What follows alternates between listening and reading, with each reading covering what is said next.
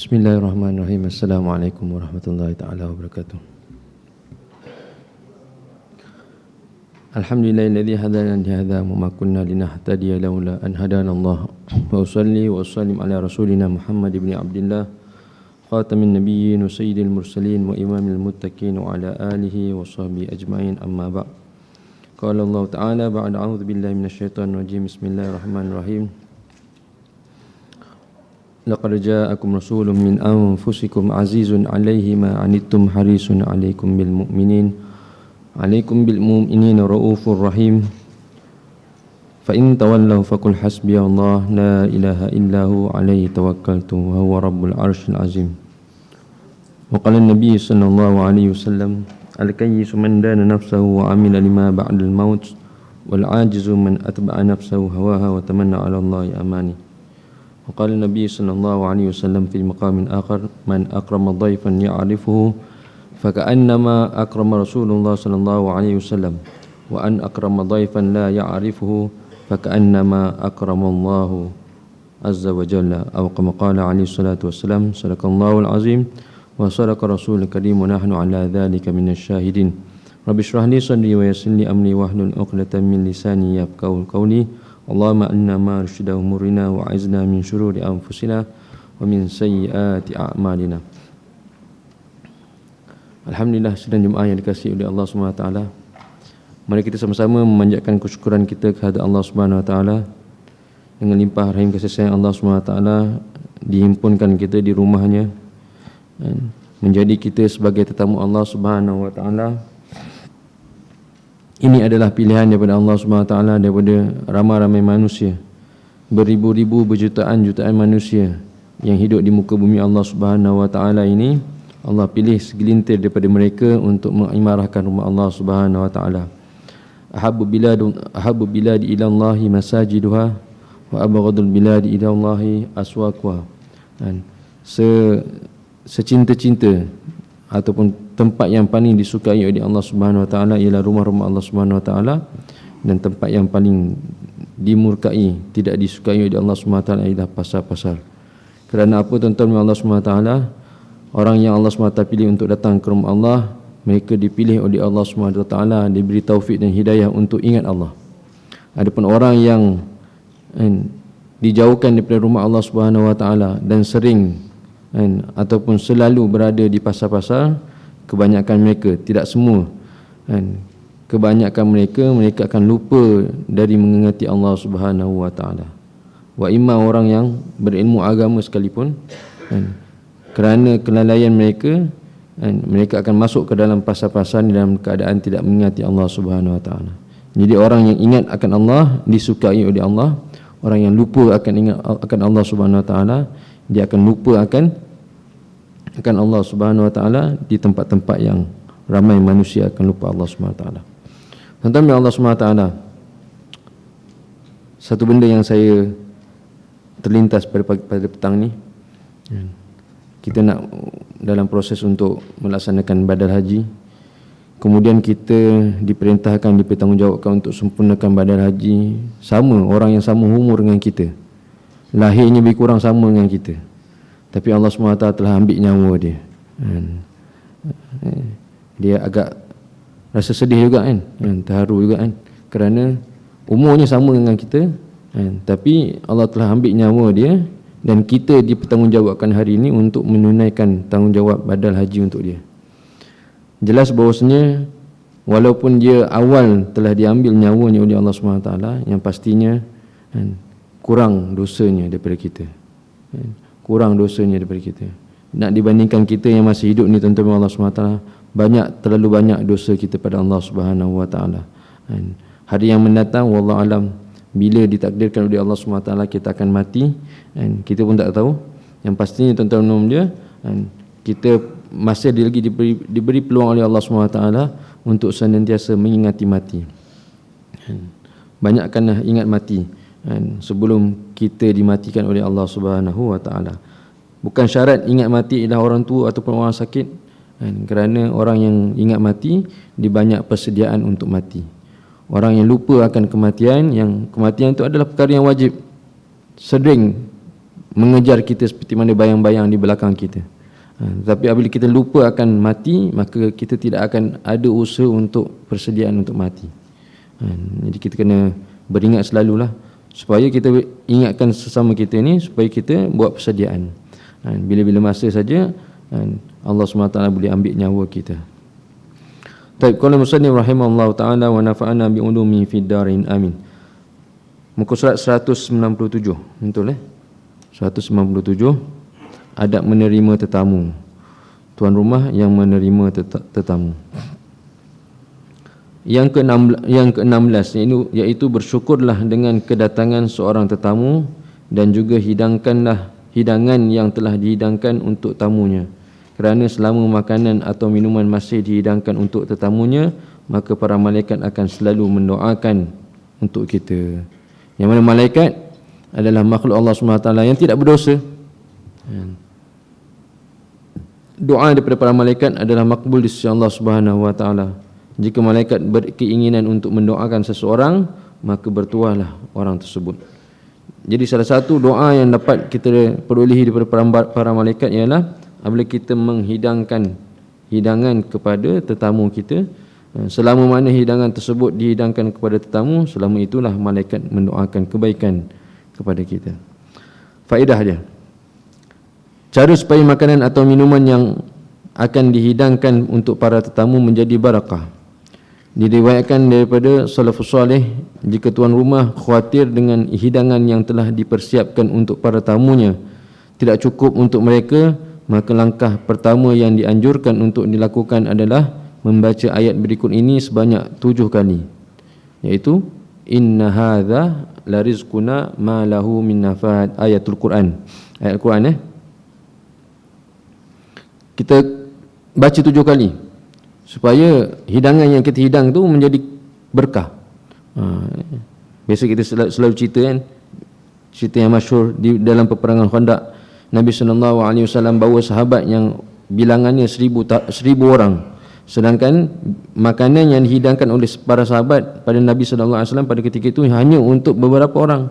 Tetapi dengan mukjizat Nabi, maka makanan yang beberapa orang mencukupi untuk 1000 orang. Dengan doa, dengan kehebatan Nabi, dengan keberkahan Nabi SAW, maka makanan tersebut menjadi berkat. Bahkan sahabat beritahu bahawasanya makanan tersebut apabila semua dah habis dapat hidangan tersebut, dilihat balik hidangan tersebut masih panas dan tak berkurangan. Masih panas dan tak berkurangan. Masya Allah. Kena yakin ni. Setiap doa yang Nabi ajarkan, sama ada ayatul Quran ataupun doa-doa yang khusus, yang kalau kita amalkan perkara tersebut, dia punya keberkatannya kita dapat kat dunia lagi, bukan di akhirat semata-mata sebagai pahala, tapi dunia pun kita dah nampak dah keberkatan makanan dapat daripada amalan Nabi SAW. Kena yakin sungguh-sungguh. Kalau tak yakin, try dia takkan jadi. Dan Rasulullah SAW tidak angkat, tidak tuang makanan tersebut, bahkan tidak angkat penutupnya, dan keberkahan datang kepada makanan tersebut. Kemudian membaca doa berikut ini 1 kali. Bismillah Allahumma a'zim fihi barakah. Bismillah Allahumma a'zim fihi barakah. Mudah untuk dihafal, pendek tak panjang. Inna hadza la rizquna ma lahu min nafad. 7 kali. Inna hadza la rizquna ma lahu min nafad. Inna hadza la rizquna ma lahu min nafad. Sama aja. Kalau apa-apa yang kita nak keluarkan daripada beg duit kita, ini duitnya. Maksudnya duit untuk kita belanjakan, beli makanan ke apa, tuan-tuan Allah SWT, bacalah doa ni. Inna hadza la rizquna ma lahu min nafad. Iringkan dengan doa Bismillah Allahumma a'zim fihi barakah. Jadi insya-Allah walaupun rezeki tak banyak, tapi berkah tu ada. Tak pernah rasa kesempitan makanan, semua ada je. Waktu kita nak perlukan bantuan, pertolongan dari segi wang ke, makanan ke apa, tuan-tuan, senantiasa ada keberkahannya daripada Allah Subhanahu Wa Taala. Dan Allah Subhanahu Wa Taala mampu untuk mendatangkan punca-punca ini untuk menyempurnakan hajat kita dengan daripada mana-mana punca yang Allah Subhanahu Wa Taala kehendaki. Baik. Maka insya-Allah hidangan yang akan disajikan menjadi berkah dan cukup untuk para tetamu yang hadir. Baik, yang seterusnya, bahagian yang kedua, B. Yang tadi bahagian pertama, bahagian kedua ialah di antara adab-adab bagi seorang tamu. Adab bagi tuan rumah, dan ini adalah bagi orang yang hadir sebagai tetamu. Yang pertama, dianjurkan bagi seorang tetamu untuk mengucapkan salam kepada tuan rumah ketika baru datang dan juga ketika akan pulang. Sampai bagi salam, pulang pun bagi salam. Sampai kena cari tuan rumah, kan, berjabat tangan, balik pun pastikan kita jumpa tuan rumah. Secara adabnya. Kalau tuan rumah, wakil tuan rumah kata bahawasanya tuan rumah tak ada, kan, pergi tempat jauh tak dapat hadir, maka sampaikan salam, beritahu akan kepulangan kita. Berdasarkan sabda Rasulullah sallallahu alaihi wasallam, "Idza intaha ahadukum ila al-majlis falyusallim, fa idza arada an yakuma falyusallim, falaysatil ula bi ahaqqi min al-akhirah." Rawahu Abu Daud wa Tirmizi. Jika kalian telah sampai ke tempat tujuan, maka ucapkanlah salam. Dan jika akan keluar dari tempat tersebut, maka ucapkanlah salam. Maka ketahuilah, ucapan salam yang pertama bukan bererti lebih utama dari yang terakhir. Hadis riwayat Imam Bukhari. Hadis riwayat Imam Abu Daud dan Tirmizi. Maka beri salam pada waktu kita sampai itu perlu, waktu kita pulang daripada tempat tersebut pun mesti, kan, dimestikan, diwajibkan, kan. Jadi kena usaha untuk beri salam kepada tuan rumah. Yang kedua, meminta izin ketika akan pulang, kan. Makan dah kenyang, tiba-tiba hilang, kan. Tak minta izin, tak tahu dah hilang dah, kan. Jadi kekurangan dah bagi orang yang seperti ini, kan. Jadi apa keadaan sekalipun, kan, kita beritahu pada tuan rumah akan kepulangan kita. Baik. Yang ketiga, bagi tetamu lelaki maka janganlah duduk di depan pintu kamar yang dikhususkan untuk tetamu perempuan. Begitu juga sebaliknya, asingkan. Fihi rahmah. Rahmat itu akan ada, ataupun para malaikat yang membawa rahmat itu akan berada pada tempat-tempat yang majlis-majlis yang diasingkan di antara lelaki dan perempuan yang bukan mahram. Diasingkan, maka malaikat akan berserta. Jika tidak, malaikat rahmat itu tidak berserta bersama kita, maka rahmat itu tidak ada dalam majlis kita. Sebab tu ada, biasa kita tengok tuan guru kita, setiap majlis kita, setiap majlis yang diadakan, baik besar ataupun kecil, semuanya diasingkan di antara lelaki dan perempuan. Di mana saja majlis yang diadakan, kadang majlis tak semena-mena di tengah dalam perjalanan bermusafir, diasingkan di antara lelaki dan perempuan. Penting, membezakan di antara lelaki dan perempuan dalam di mana-mana majlis pun amat penting. Kalau tuan-tuan nanti akan sampai di adab bermusafir pun penting juga dibezakan di antara lelaki dan perempuan. Adab bermusafir, lelaki duduk kat depan, perempuan duduk kat belakang. Kalau kita menaiki kenderaan publik ataupun kenderaan yang ramai-ramai, kita bukan kenderaan persendirian, lelaki jangan suka duduk belakang, duduk depan. Kenapa? Apabila kita duduk depan, aurat wanita tu akan terpelihara. Kalau kita duduk belakang, macam-macam kita nampak. Bukan ada niat, tak ada niat, tapi jadi sebelum ternampak, maka lelaki duduk depan, perempuan duduk belakang. Jadi kalau ada pengasingan mana-mana majlis dalam bermusafir ataupun berada dalam mana-mana majlis, maka majlis tersebut ada keberkatannya, majlis tersebut ada rahmatnya di sisi Allah Subhanahu wa taala. Jika tidak, saya pun belajar, tuan-tuan biasa nampak tak Ustaz Farhan kat sini? Pernah tak kenal tak Ustaz Farhan dai? Saya belajar dengan dia, kalau kita bawa jemaah haji ataupun umrah, di mana saja kita berada, pastikan kita asingkan lelaki dan perempuan. Asingkan. Walaupun agak payah sedikit, ialah kita melaksanakan ibadah umrah haji ini bersama pasangan. Jadi nak ke mana-mana mesti dengan pasangan. Tapi dalam majlis yang diadakan di mana-mana, kadang di tengah-tengah jalan, di tempat-tempat yang ada rohaniatnya tinggi di sisi Allah Subhanahu wa taala, yang mana tempat tersebut pernah didatangi oleh Nabi sallallahu alaihi wasallam, pernah didatangi oleh para malaikat, didatangi oleh para nabi-nabi sebelum Nabi sallallahu alaihi wasallam. Tempat tersebut tinggi rohaniatnya. Jadi apabila kita datang, kena asingkan supaya rahmat senantiasa bersama dengan jemaah kita. Kalau kita sekali kan tidak munasib. Sama juga kalau kita melaksanakan majlis-majlis di Mekah dan Madinah ataupun mana-mana majlis tuan-tuan mulia, kita bersama rehlah bersama ahli keluarga ataupun dengan AJK surau ke apa, kan, setiap kali kita berkumpul di satu tempat, pastikan kita asingkan. Baik. Jadi lelaki tadi jangan duduk berdekatan dengan tempat perempuan yang mana mungkin tempat tersebut wanita nak lalu.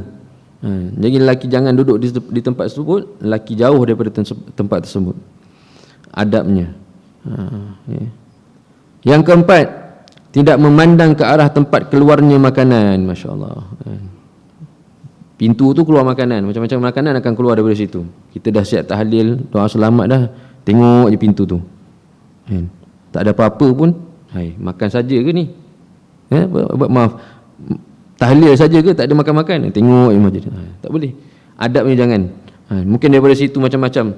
Mungkin ada makanan yang asalnya plan untuk Jumaah tapi mungkin kurang, terpaksa dia tahan. Jadi jangan kita nampak. Jangan kita terlihat perkara tersebut. Itu menyebabkan kita ternampak akan keaiban tuan rumah ataupun kerendahan tuan rumah. Jadi kita alihkan pandangan daripada tempat tersebut.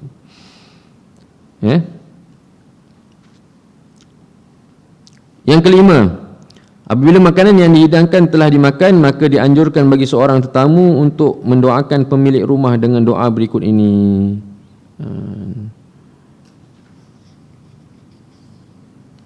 Doanya ialah akala ta'amakumul abrar wa sallat alaikumul malaikah wa tanazzalat alaikumur rahmah was sakinah wa dzakarahumullahu fi man indah. Ni doa ni saya pun tak hafal doa ni, kita dah hafal doa yang lain.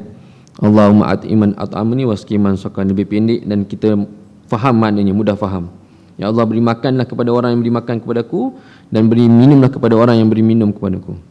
Ulama tafsir hadis memberitahu bahawasanya maksud dia apa? Ialah beri makan kepada orang yang beri makan kepadaku, beri makanlah orang ini di akhirat nanti. Maknanya dia akan menjadi ahli syurga dengan sebab kita beri makan kepada orang yang datang sebagai tetamu kepada kita, didoakan kepada tuan rumah, dan menjadi sebab tuan rumah nanti di akhirat akan masuk dalam syurga.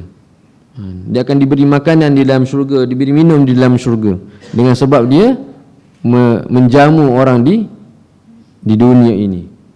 Menjamu orang di dunia ini. Jadi kita yang dah dapat makanan tadi, habuan tadi, tuan-tuan Allah SWT, sunat beradabnya mendoakan orang yang memberi makan kepada kita. Ataupun kita tak tahu siapa yang bagi, kita jalan kat mana-mana, tiba-tiba ada orang bagi makanan, ataupun kita pergi ke kedai, tiba-tiba kaunter dah beritahu bahawasanya makanan ni dah dibayar. Makanan ni dah bayar, kita makan punyalah, bajet dalam duit ni nak bayar ni duit. Makan sedap-sedap, sampai kaunter beritahu bahawasanya dah ada yang bayar. Allahumma at'amani waskiman saqani. Ya Allah, beri makanlah kepada orang yang beri makan kepadaku dan beri minumlah kepada orang yang beri minum kepadaku. Tahu tak orang dia apa? Tak tahu. Tapi secara adabnya kita tetap mendoakan kebaikan kepada orang yang memberi makan kepada kita.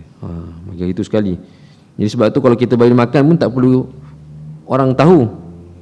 Banyak cara yang menyebabkan kita dapat pahala, banyak kebaikan kita boleh perolehi walaupun orang tak tahu. Kita sebagai orang yang bersedekah, kita sebagai orang yang beri makan kepada orang. Ada orang setiap hari Jumaat, tiba-tiba kalau kita pergi tempat kerja ke apa, setiap hari Jumaat ada je makanan free. Siapa yang bagi, yang beri makanan tersebut tak tahu. Dah lama, sekian lama, tak putus-putus. Kadang-kadang kita suka minum kat kedai tersebut, setiap kali kita minum dan makan kat situ, balik dalam keadaan makanan dah dibayar. Semua dah dibayar, tuan-tuan mulia. Jadi kita jangan kedekut untuk berdoa, kita doakan kebaikan orang yang telah sempurnakan hajat kita. Yang keenam, dianjurkan bagi seorang tamu untuk segera meminta izin pulang jika makanan atau minuman yang dihidangkan oleh tuan rumah telah selesai dimakan atau diminum, kecuali jika terdapat keuzuran. Maknanya dah habis makan, minum, hidangan dah habis, minta izin segera untuk pulang. Kita panjangkan masa lagi. Sebab apa? Kalau panjangkan masa, nampak sangat berharap, tak cukup ni tuan. Kita tak cakap tak cukup kan, tapi memang dah habis dah, tunggu lagi. Janganlah begitu kan. Berdasarkan firman Allah Subhanahu wa taala, fa idza ta'imtum fantashiru wala musta'nisina li hadis. Dan jika kalian telah selesai makan, maka keluarlah kalian dan janganlah kalian senang kan, memperpanjangkan percakapan. Dah habis makan dah, hidangan dah habis dah, tak ada tambahan lagi dah kan. Kadang setengah makan hidangan tu ada batch ni, ada sekali kan, mula-mula permulaan, lepas tu ada pertengahan, ada penghujung dia, hidangan yang berbeza-beza. Tapi ini ada satu hidangan je, dan hidangan tersebut dah habis dah, kita santap, kita ataupun kita makan temu je, maka dengan segera minta izin pada tuan rumah untuk keluar daripada majlis tersebut. Kerana berdasarkan firman Allah SWT tadi, keluarlah kalian dan janganlah kalian senang memperpanjangkan percakapan. Tak perlu. Nak cakap di majlis yang lain. Ni majlis ni majlis makan. Jadi bukan ada majlis cakap-cakap apa tuan-tuan. Jadi sebab tu kalau kita cakap, ada percakapan, ada sidang media ke, ada apa, ada perbahasan ke apa, mulakan majlis tersebut, kemudian baru makan. Bila makanan kita dah makan, maka tidak ada lagi majlis lagi, kita akan kena beransur daripada tempat tersebut. Yang seeloknya begitu. Baik. Dalam kitab Al-Mawsu'ah Al-Fiqhiyah Al-Kuwaitiyah dijelaskan, yustahabbu lid-dhaif alla yutila al-julus min ghairi hajatin ba'dal faragh min al-akli bal yasta'dhina rabbal manzili wa yansarif. Apa terjemahannya? Mustahab, penting bagi tetamu untuk tidak memanjangkan duduk. Jangan panjangkan duduk. Itu tak ada terjemahannya. Jangan panjangkan duduk, maksudnya jangan lama-lama lepas makan dengan tanpa hajat, min ghairi hajat ba'dal faragh minal akal, selepas selesai makan. Dah habis makan, segera seorang-seorang keluar. Bal yasta'dhina rabbal manzil, bahkan meminta izin daripada tuan rumah dan wayan sarif, beredar daripada situ. Beredar daripada situ. Jangan kita panjang-panjangan, jangan lama-lama. Kerana maksud tuan rumah ialah memberi makan. Jadi apabila kita telah makan, maknanya kita telah sempurnakan hajat tuan rumah. Nak sembang panjang, mungkin di tempat lain, di majlis lain, yang lain, tuan-tuan mulia. Itu adab. Yang ketujuh, tidak diperbolehkan bagi seorang tamu untuk duduk lebih dari 3 hari kecuali dengan redha pemilik rumah. 3 hari. Memang ini adabnya, orang datang menjadi tetamu kepada dalam rumah kita, di tempat kita, di kampung kita, ini 3 hari yang mana dia boleh dikira sebagai tetamu. Sama juga dalam kitab fiqh. Apabila kita bermusafir sampai di satu tempat, kita dikira sebagai musafir selama 3 hari. Lebih daripada tu, terus jadi automatik bermastautin ataupun bermukim di tempat tersebut. Kita datang, contoh kata di Selayang Baru pada hari masuk sini, hari contoh kata kita datang daripada negara jauh lah, contoh kata datang daripada Kedah ke, datang daripada Kelantan ke, datang ke sini sebagai tetamu, masuk hari Isnin, datang tengah hari contoh kata, kemudian hari Selasa, Rabu, Khamis kita berada di sini. Kemudian kita balik daripada tempat ini, balik ke Kelantan balik pada hari yang Jumaat. Selama mana dia berada di sini, dia dikira sebagai tetamu. Kalaulah dia datang sini, dia masuk hari Isnin, tapi dia kata dengan tuan rumah kat sini, saya nak balik ni bila ni? Tuan nak balik bila? Baru sampai ni. Rasanya ambil masa lama sikit. Hari Sabtu saya balik. Cuba kira. Datang hari Isnin, balik hari Sabtu. Isnin, Selasa, Rabu, Khamis, Jumaat, Sabtu. Maknanya selama mana dia ada kat sini, dia dah dikira sebagai bukan bermusafir. Tidak ada qasar, tidak ada jamak. Itu nak kira jamak lah. Selalu orang tanya, Ustaz macam mana jamak ni? Jamak ni ada 2 keadaan, sama ada dalam perjalanan ataupun tempat yang kita dah sampai tu. Kena kira tempat waktu dia sampai mana.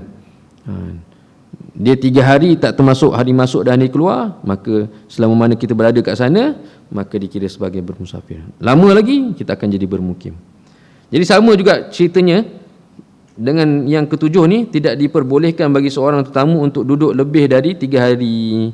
Kan? Ada orang jemput datang ke rumah kita, maka kita dibenarkan untuk tidur, kan? Dengan keluarga tersebut, contoh kata, kan? Tidur kat situ, makan kat situ, kan? Tapi tak diberitahu tempoh masa yang dibenarkan. Kita kena faham-faham. Kita kena ada kat situ 3 hari. Sama ada keluar awal sebelum 3 hari, yang pastinya jangan melebihi 3 hari. Tuan rumah tak cakap, duduk je lah. Jadi kalau sebagai tetamu, secara adabnya sebelum 3 hari kita dah beredar. Kenapa awal sangat ni? InsyaAllah lah, tak ada apa-apa pun. Hajat dah sempurna, nak cari apa makanan ke apa, hajat datang sini dah tertunai. Jadi saya beransur insyaAllah. Walaupun tuan rumah tak menetapkan berapa kadar waktunya, tuan-tuan Allah SWT, sebagai tetamu, penting untuk tahu, sebaik-baiknya kita keluar daripada rumah tersebut dengan tidak lebih daripada 3 hari, ataupun berada di situ tidak lebih daripada 3 hari. Sabda Rasulullah sallallahu alaihi wasallam, "Man kana yu'minu billahi wal yawmil akhir falyukrim dhayfahu. Jaizatuhu yaumun wa lailatun wad diyafatu 3 ayyamin fama ba'da dhalika fahuwa shadaqatun wa la yahillu lahu an yathwiya innahu hatta yuhrijahu." Barang siapa yang beriman kepada Allah dan hari kiamat, maka muliakanlah tetamunya. Ada tetamu datang, muliakan. Siapa nak menjadi ahli syurga, siapa yang nak menjadi orang yang dekat dengan Allah SWT, ada tetamu, dia memuliakan tetamu. Walaupun tetamu tu orang yang darjatnya lebih rendah daripada tuan rumah. Tetamu contoh kata, kan, kita rasa kita ni hebat dah, kan. Tapi sebaliknya yang berlaku pada Nabi sallallahu alaihi wasallam. Ketika Nabi sebagai tetamu datang ke Taif, orang Taif ni Bani Thaqif, dia punya darjat lebih rendah daripada Quraisy, orang Mekah, tapi dibaling batu Nabi sallallahu alaihi wasallam. Sepatutnya dia memuliakan orang Quraisy, tapi itu yang Nabi sallallahu alaihi wasallam peroleh di Taif. Sebaliknya Nabi sallallahu alaihi wasallam bila datang ke Madinah, orang Madinah yang darjatnya lebih rendah daripada orang Quraisy di Mekah memuliakan orang Quraisy. Maknanya dia sebagai tetamu, sebagai tuan rumah, memuliakan Nabi sallallahu alaihi wasallam. Jadi tetamu datang memuliakan, bukan tetamu datang menghina ataupun walau apa pun keadaan tetamu tadi, tuan-tuan mulia. Contoh kata kita ni orang Malaysia, yang datang ni orang Bangladesh, yang datang ni orang yang kita tahulah daripada negara miskin, contoh kata. Jadi kita tak ada rasa nak memuliakan dia. Tak. Kita sendiri kadang-kadang pergi ke negara-negara yang miskin, tuan-tuan mulia, dimuliakan, masya-Allah. Macam raja. Dimuliakan macam raja, tak rasa macam menyusahkan. Dimuliakan kita semulia-mulianya. Walaupun kita tahu dia orang ni tak ada apa-apa, tapi kerana tetamu, ni. Sebab tu tuan-tuan Allah SWT, sifat-sifat di antara sifat-sifat orang Arab ni, tuan-tuan dia, ialah mereka ni memuliakan tetamu. Amat memuliakan tetamu. Baik. Sebab tu ulama beritahu, kalau ada orang Arab yang amat memuliakan tetamu, kita cuba selidik latar belakang dia. Kemungkinan dia punya silsilahnya sampai kepada orang-orang yang berada di Madinah. Kerana sifat orang Madinah, tetamu datang, dia amat memuliakan tetamu. Tetamu datang, mereka amat memuliakan tetamu yang datang kepada mereka. Barang siapa yang beriman kepada Allah dan hari kiamat, maka muliakanlah tetamunya. Batas penghormatannya iaitu sehari semalam, dan waktu bertamu adalah selama 3 hari. Batas penghormatannya sehari semalam, dan waktu bertetamu menjadi tetamu selama 3 hari. Adapun jika lebih daripada 3 hari, maka termasuklah sedekah. Maknanya tetamu tu duduk lebih daripada 3 hari, kita tetap bagi makan, itu dikira sedekah. Yang tadi 3 hari itu kewajipan kita untuk kepada tetamu yang hadir. Jadi tetamu yang datang 3 hari tu, kita wajib sempurnakan hajat dia, makan minum dia. Kalau dia berhajat, kita tuan rumah, kita kena sempurnakan hajatnya selama 3 hari. Wajib. Lepas daripada 3 hari, kalau kita nak bagi makan lagi, itu dikira sedekah. Maknanya dia tak wajib. Tuan boleh cari, secara bahasa kasarnya, ni dah 3 hari ni, tuan nak cari makan sendiri boleh lah, contoh kata. Tapi dalam masa 3 hari jangan cakap.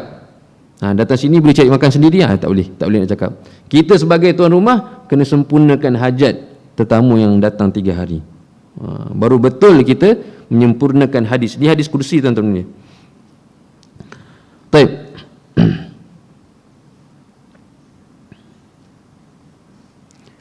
Dan tidak dihalalkan baginya untuk tetap tinggal di rumahnya sehingga memberatkan pemilik rumah. Lepas 3 hari, kalau rasa memberatkan pemilik rumah, menyusahkan mereka, maka tidak halal ni. Tapi kalau tidak menyusahkan, tak apa, lebih tak apa. Tak ada orang pun, saya duduk seorang di sini.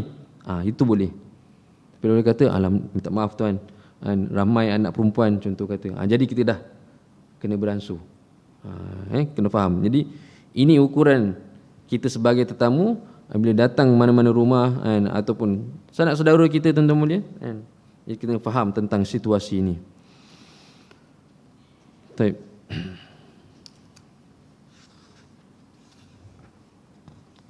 Masuk bab adab yang seterusnya, yang ke-17. Ada apa persoalan tentang adab menerima tetamu dan menjadi tetamu? Tak ada, insyaAllah. InsyaAllah Kita teruskan yang ke-17, adab bertetangga. InsyaAllah, adab bertetangga. Kita tahu tak ni? Ya, semua orang hidup kat dunia ni, dia ada tetangganya, sama ada orang Islam ataupun bukan Islam. Kerana pentingnya bertetangga, Sayyidina Aisyah radhiyallahu anha beritahu bahasanya, aku menyangkakan bahasanya tetangga ni boleh dapat harta pewarisan. Ini boleh jadi pewaris kepada harta peninggalan siapa-siapa yang meninggal dunia. Kerana Rasulullah sallallahu alaihi wasallam sering mengingatkan sahabat-sahabat Nabi sallallahu alaihi wasallam tentang hak tetamu. Yang biasa kita dengar hak tetamu ialah 40 kanan, 40 kiri, 40 belakang. Itu semua tetamu, tetangga ataupun jiran. Hak jiran. Kita declare kita punya jiran yang sebelah aja. Sedangkan Nabi sallallahu alaihi wasallam 40 pintu. 40 sana, 40 belakang, 40 depan. Semua tu dikira sebagai tetamu. Semua tu dikira sebagai tetamu. Kalau kita makan sedap-sedap, ni semua tetamu ni kena rasa makanan yang kita masak, tuan-tuan mulia. Kalau kita makan sedap-sedap, tetamu kita yang 40 pintu ni ada yang kelaparan, kita akan ditanya di akhirat. Maknanya kena ambil tahu ataupun kena menyebut tentang keadaan tetamu kita. Kena ambil tahu. Sebab kita akan ditanya di akhirat. Kalau tak ditanya tak apa. Kita makan sedap-sedap hari ni, makan lamb shank apa yang sedap-sedap, hidangan sekarang suami minta isteri dia masak pun sedap, bau pun sedap. Selang 2-3 rumah ada yang kelaparan. Di akhirat nanti kita akan ditanya tentang tetamu kita yang dalam keadaan kelaparan. Jadi macam mana nak tahu, tuan-tuan mulia? Sering-seringlah bertanya, sering-seringlah ziarah menziarahi tetamu-tetamu kita. Tetangga kita ataupun jiran kita. Sama ada yang Islam atau bukan Islam, insya-Allah. Di antara adab-adab bertetangga ataupun mempunyai jiran. Jika kita mempunyai jiran, apakah adab-adabnya? Yang pertama, tidak menyinggung perasaan tetangga dengan perkataan ataupun perbuatan, kerana hukumnya adalah haram. Tak bercakap tapi perbuatan ada. Kalau bercakap maknanya secara sorahatan, jelas, maki hamun ke apa, tuan-tuan mulia daripada jauh, apa-apa tuan-tuan mulia, nampak macam kita menyebabkan tersinggungnya hati jiran kita, maka kita berdosa. Ataupun tak, secara perkataan tak ada, tetapi perbuatan kita. Sepatutnya tak ada parking pun depan rumah jiran kita. Kita ada parking kita sendiri, tapi sengaja parking kita kosong, kita parking depan rumah orang lain. Itu amat penting. Walaupun jiran kita ni bukan orang Islam,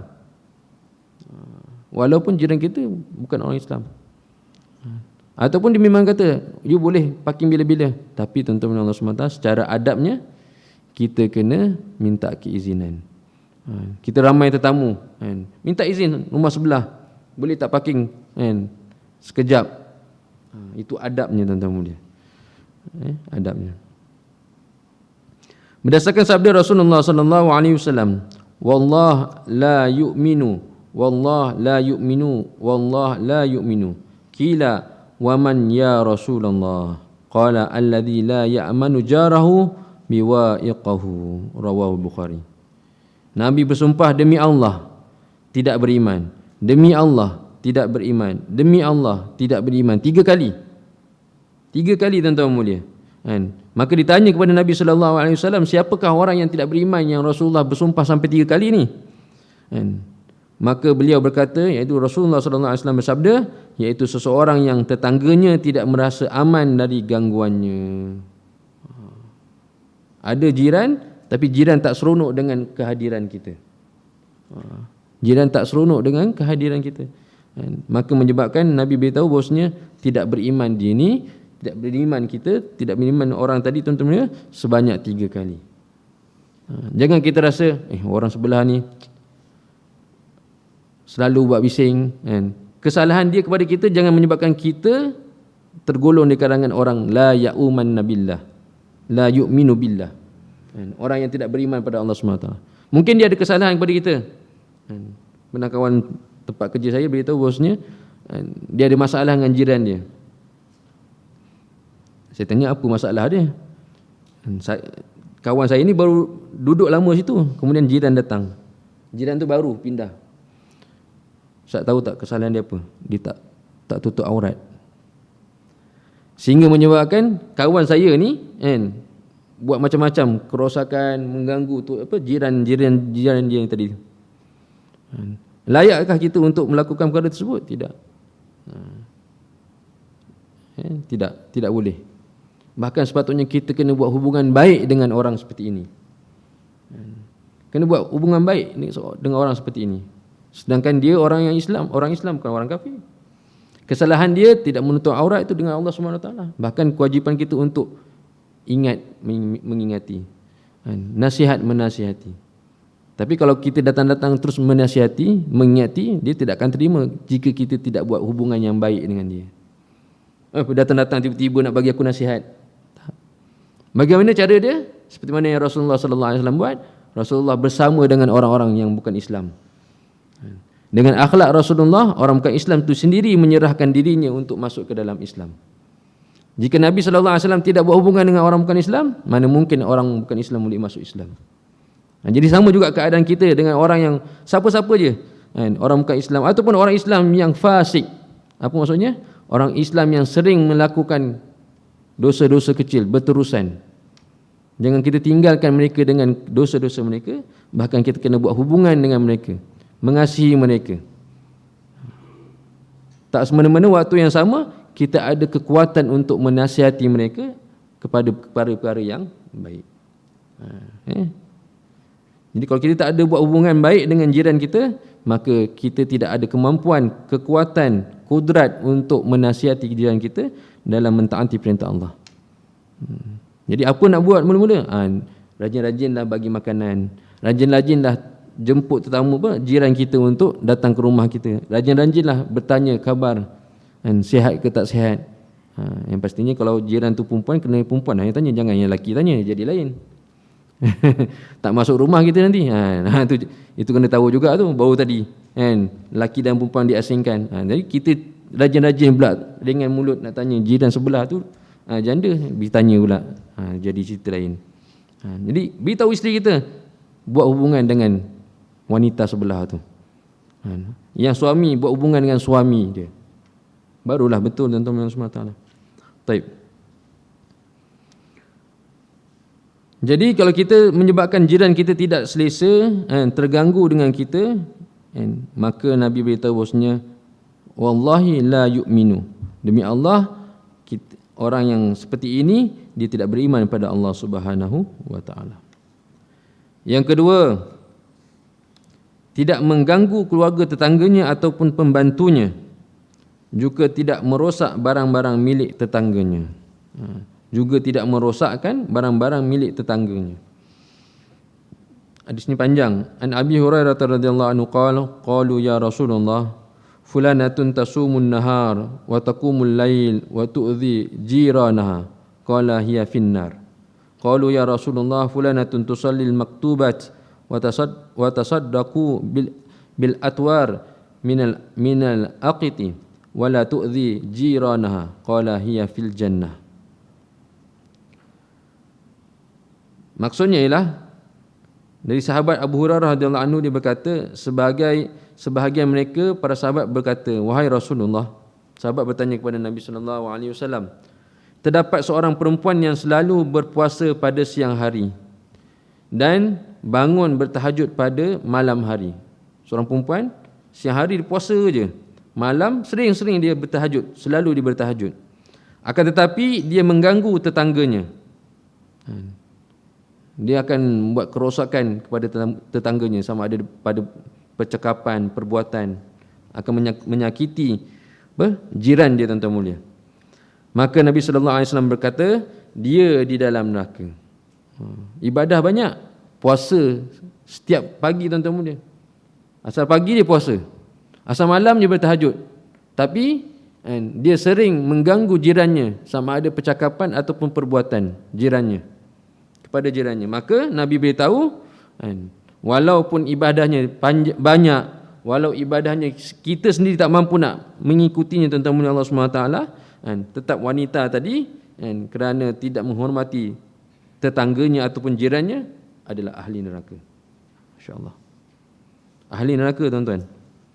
Nabi beritahu, wahai Rasulullah, terdapat seorang perempuan yang hanya solat fardu dan bersedekah dengan beberapa biji keju. Maksudnya tak banyak, sedikit, tak sering bersedekah.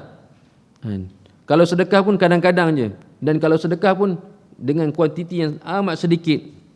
Akan tetapi dia tidak mengganggu tetangganya. Tetangganya ataupun jirannya berjiran dengannya dalam keadaan suka, happy, gembira. Maka beliau Rasulullah sallallahu alaihi wasallam berkata, dia di dalam syurga. Jadi kalau Nabi tahu bahawasanya sebanyak mana sekalipun ibadah yang kita laksanakan, pastikan kita tidak menyebabkan tetamu kita ataupun tetangga kita, jiran kita merasa hati dengan kita, sama ada dengan perbuatan ataupun percakapan kita. Bahkan sering memuliakan tetamu kita, tetangga kita, insya-Allah, jiran kita. Jadi walaupun tetangga, walaupun kita ni kadang jiran pun kita tak pernah sembang pun, tuan-tuan. Jiran duduk sebelah rumah kita selama setahun, menyewa sebelah rumah kita, kita tak pernah tegur, tiba-tiba lepas tahun dia dah pindah, kita tak tahu pun apa cerita kita punya jiran. Walaupun kita tak buat hubungan dengan mereka, nak kena pastikan bahawasanya sekurang-kurangnya kita tidak menyakiti mereka. Kita tak mampu nak bersedekah makanan kepada dia, kita tak mampu apa lagi, buat baik kepada jiran kita. Paling kurang, paling selemah-lemahnya orang Islam yang berjiran ni, kita tidak menyakiti jiran kita. Ataupun contoh kata kita ni tak ambil tahu langsung tentang jiran kita, sekurang-kurangnya jangan sampai menyakiti mereka. Kadang-kadang ada jiran dia jenis, oh dia tak ambil tahu tentang saya pun memang jadi macam tu. Itu sekurang-kurangnya. Sekurang-kurang. Tapi yang terbaiknya kita ambil tahu tentang jiran kita.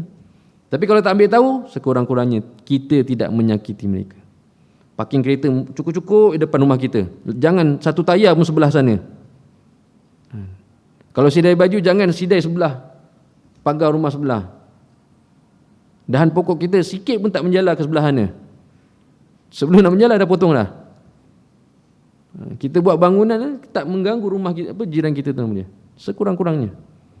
Jika tidak, la yu'minu billah, kita tidak beriman pada Allah Subhanahu Wa Taala. Sekurang-kuranglah, sekurang-kurang. Okey, sampai sini saja untuk malam ni. Sekurang-kurangnya, sekurang-kurang kita menjadi jiran ataupun bertetangga dengan jiran kita dalam keadaan kita tidak menyakiti mereka. Wallahu a'lam.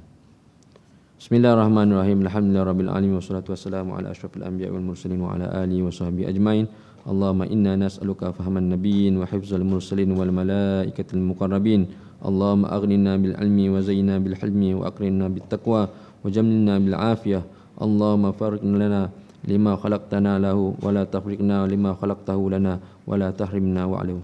Rabbana zalamna anfusana wa illam taghfir lana wa tarhamna lanakunanna minal khasirin. Rabbana atina fid dunya hasanah wa fil akhirati hasanah wa qina adzabannar. Walhamdulillahirabbil alamin.